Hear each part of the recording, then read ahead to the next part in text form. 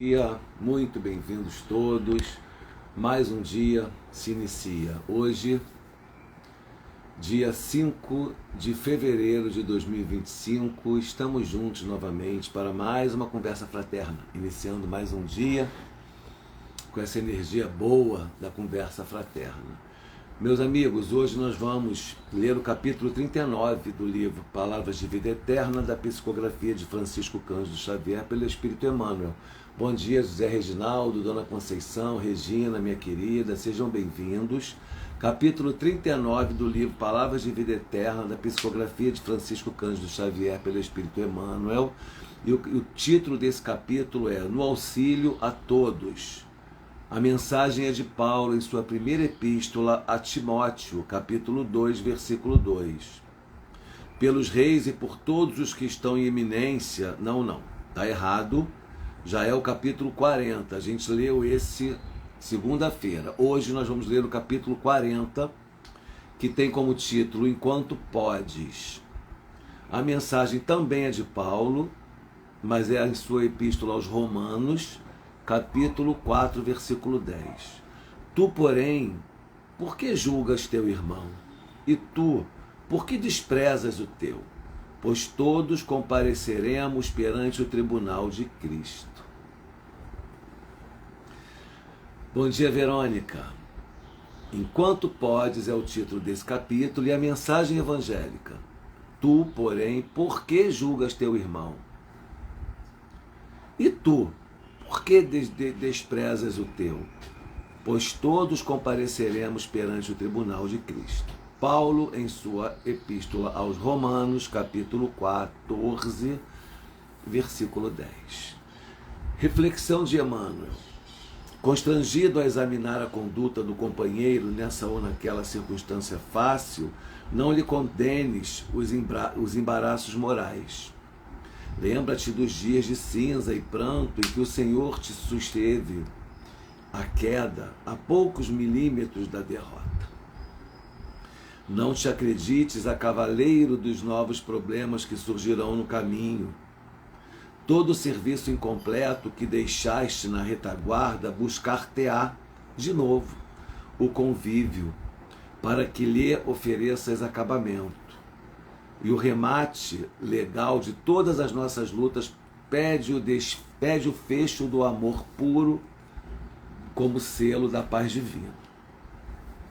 A pedra que arremessaste ao telhado alheio, as pedras que arremessaste ao telhado alheio, voltarão com o tempo sobre o teto em que te asilas.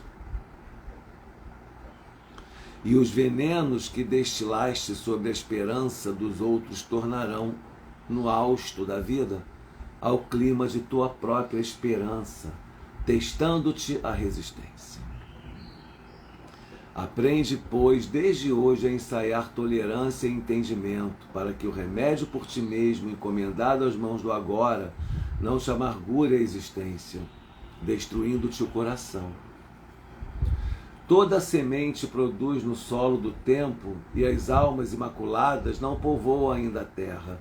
Distribui, portanto, a paciência e a bondade com todos aqueles que se enganam sob a neblina do erro, para que te não faltem a paciência e a bondade do irmão. A que te arrimarás no dia em que a sombra te ameace o campo das horas. Auxilia enquanto podes, ampara quanto possas, socorre quanto possível, alivia quanto puderes, procura o bem, seja onde for. E, sobretudo, desculpa sempre, porque ninguém fugirá do exato julgamento na eterna lei.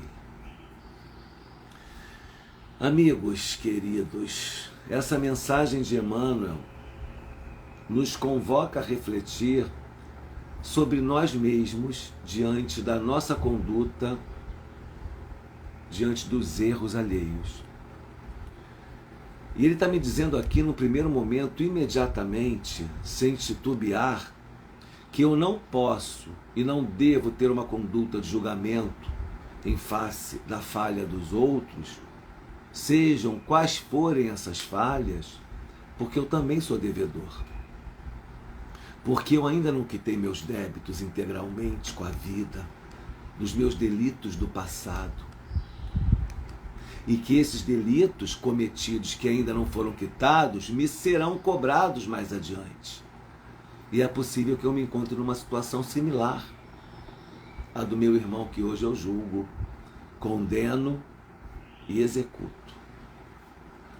Com o mesmo rigor que eu julgo, possivelmente eu serei julgado. Isso aí nas palavras de Jesus. E Paulo, em sua epístola aos Romanos, justamente um povo vaidoso, um povo orgulhoso, um povo que se achava o dono do mundo, os melhores, ele reflete isso e diz para eles na sua epístola: por que julgas o outro? Por que estás condenando o seu vizinho? E quando ele fala de outro e de vizinho e de irmão, ele está falando irmão em humanidade. Então ele está indo muito além para aquele povo especificamente que ele fala sobre o julgamento, porque o povo de Roma naquela época era um povo extremamente vaidoso e orgulhoso.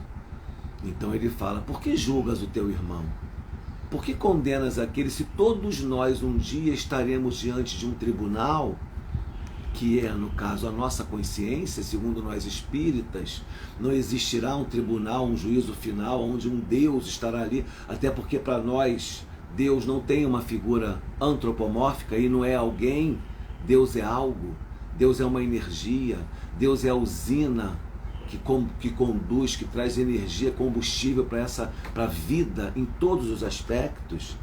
Então, quando nós sairmos desta existência e voltarmos para a pátria espiritual, nós vamos estar diante de um tribunal, sim, mas é o tribunal da nossa consciência, que vai nos dizer aonde acertamos e aonde erramos. E muito provavelmente, em razão dos nossos débitos do passado, nós ainda sejamos muito mais devedores do que aqueles que nós queremos julgar. As pessoas estão em queda, estão errando, estão falhando, estão se corrompendo, não estão conseguindo resistir às tentações que certos poderes, certas possibilidades, certas facilidades lhes propõem. O que nós devemos fazer é orar por elas. Por mais que nós saibamos que se estivéssemos no lugar delas não faríamos igual, não cabe a nós o julgamento. Nós não temos a toga do juiz. Não podemos nos colocar nesse papel, porque a ausência de julgamento é caridade. Se você é uma pessoa que quer seguir os passos do Mestre, sendo um cristão, você não pode julgar as pessoas com rigor da lei. Quando foi que Jesus nos deu esse exemplo? Em que momento no Evangelho vocês podem olhar? Existe uma retórica, ou então existe uma narrativa em que Jesus estivesse apontando o dedo para 1, para 2, para 3, para 4. Jesus sempre acolheu as minorias, acolheu os excluídos, oportunizou a todos a possibilidade de uma redenção dos seus erros, acolhe como é o nome do apóstolo?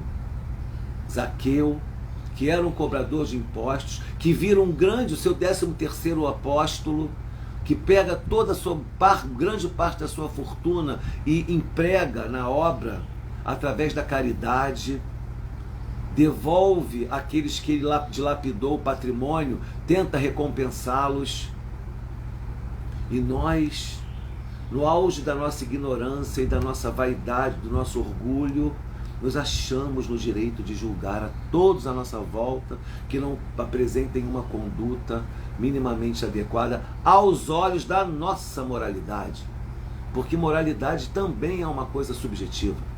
E claro que dentro das sociedades existem as regras morais, nós já conversamos tanto sobre isso.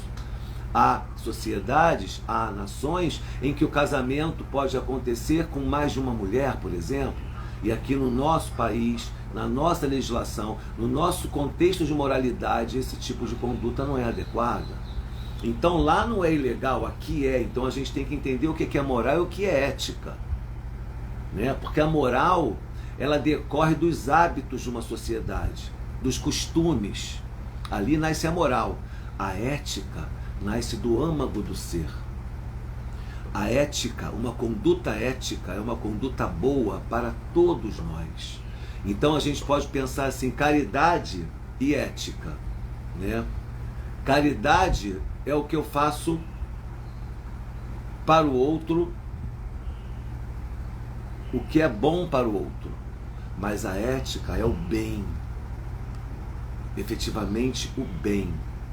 O bem que acomete a todos aqueles que estão envolvidos. Então, matar não é bom, não faz o bem em nenhuma sociedade. Então, uma conduta ética e não moral, não matar. Porque eu preciso entender que não é só a lei do meu país que me proíbe de matar. Eu preciso entender que matar, eu estarei fazendo mal a alguém.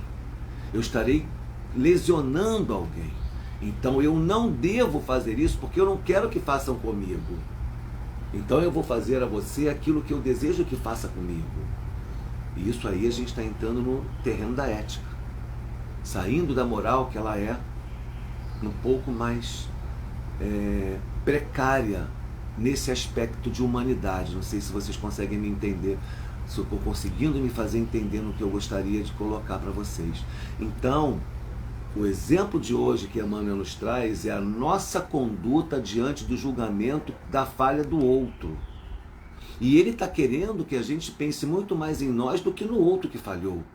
Porque o outro é humano, errou, está lá, está tudo certo. Qual é a sua conduta? Como é que você vai se relacionar com isso? Quais serão as suas reações diante da fragilidade humana? É implacável? Porque você já está lá em cima em moralidade ética, não comete mais erro nenhum e também já quitou seus débitos de outras existências lá de trás, porque você está aqui para isso também. A gente está aqui. Qual é a finalidade e o propósito de uma reencarnação e das reencarnações? Progresso do homem e a quitação de débitos. Ontem eu estava lendo uma frase de Allan Kardec, que ele diz mais ou menos assim, não é nessas palavras, mas ele fala: o maior propósito do homem, o maior projeto do homem é se tornar um homem de bem. Não é ser o melhor na profissão, não é ser o melhor no esporte, não é ser o melhor na escola, ter o filho mais bonito, ter o carro mais bacana da família, não. O maior projeto que um homem pode alcançar e desejar é ser um homem de bem. E não é ser um homem bom, é ser um homem de bem. Porque se você for um homem de bem, você vai alcançar essa bondade, você vai ficar uma pessoa boa. Mas para você ser bom, você tem que praticar o bem. Deixar de praticar o mal não é suficiente. Tem que ser proativo. Não dá mais para nós ficarmos naquela seara de que, bom, eu já não cometo erro, já não faço nada, já não mato ninguém, está tudo certo. Não. Eu agora, além de não fazer o mal, porque eu já tenho consciência disso, eu tenho que fazer o bem, eu tenho que ter uma proatividade, eu tenho que ter uma ação no bem. E uma dessas ações que a gente pode ter para se tornar um homem de bem é evitar o julgamento. Nós julgamos muito, nós não temos parâmetros no nosso julgamento e ele sempre é equivocado porque nós não temos moral para julgar tanto como fazemos. E é isso que Paulo fala aos Romanos, quando ele diz aqui, nas palavras de Paulo: enquanto podes, tu, porém, por que julgas teu irmão? E tu, por que desprezas o teu? pois todos compareceremos perante o tribunal do Cristo. O tribunal do Cristo, para ele, que era um cristão católico ali naquele momento, nem existia o catolicismo ainda, mas as religiões estavam surgindo, começando a nascer, o cristianismo começando a imperar ali. Então, a figura desse tribunal de Cristo, de Deus, está relacionada àquele imaginário deles. Mas o que ele quer, o que nós dizemos aqui, compareceremos perante o tribunal de nossa consciência. Esse é implacável. Esse é o que traz o remorso, o arrependimento, a dor, a vergonha. Então, meus amigos, atenção, para que nós possamos também, nesse momento em que nós estivermos diante do nosso próprio tribunal, que a nossa consciência não nos fira e que nós possamos ter também advogados de defesa. Sabe quem são os nossos advogados de defesa? As nossas ações, as nossas obras no bem.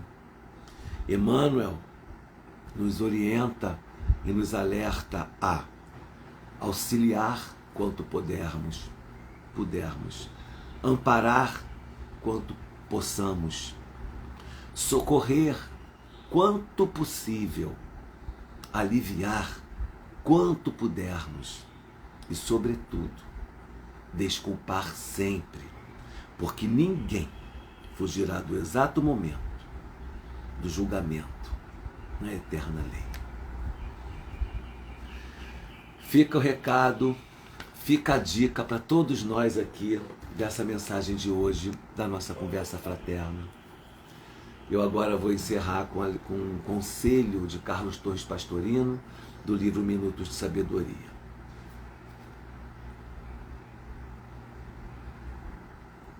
Olha só, capítulo 235.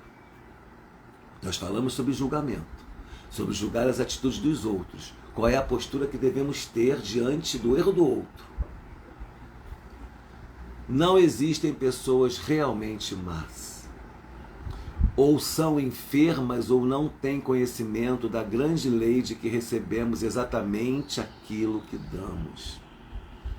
Quem é enfermo precisa ser curado. Quem pratica o mal precisa ser elucidado. Mas de modo algum podemos agir com ódio e maldade. Procure ensinar aos outros pelo seu próprio exemplo, compreendendo que a maldade é uma situação transitória do homem. Então, quando você vira aquela pessoa cometendo um delito, ela não é má, ela está num ato de delinquência pela ignorância, pelo desconhecimento, pela falta de esclarecimento, as oportunidades que a vida lhe ofereceu, e ela está em queda. Se você é cristão, se você é caridoso, não joga a pessoa no buraco mais fundo, tenta ajudar. Por isso que nós somos contra a pena de morte, nós somos contra a prisão perpétua, porque nós entendemos que nós temos que reabilitar as pessoas e não condená-las à infelicidade perpétua, porque os enfermos precisam de amor e de caridade, e quem erra está na treva, na escuridão. Quando a luz se apresentar ali, aquela escuridão vai se dissipar, e aquele cidadão, aquela criatura que estava no mal virá para o bem, como nós um dia também já estivemos, com certeza, e hoje estamos aqui falando de Jesus. Queridos amigos, muito obrigado pelo dia de hoje, por essa reflexão linda. Mais tarde estaremos juntos novamente na reunião pública virtual do GEF. Convidamos todos vocês a participarem. Às 20 horas, nós teremos uma reunião com muita reflexão e muito amor. Eu desejo a todos um excelente dia e até a próxima. Paz e bem.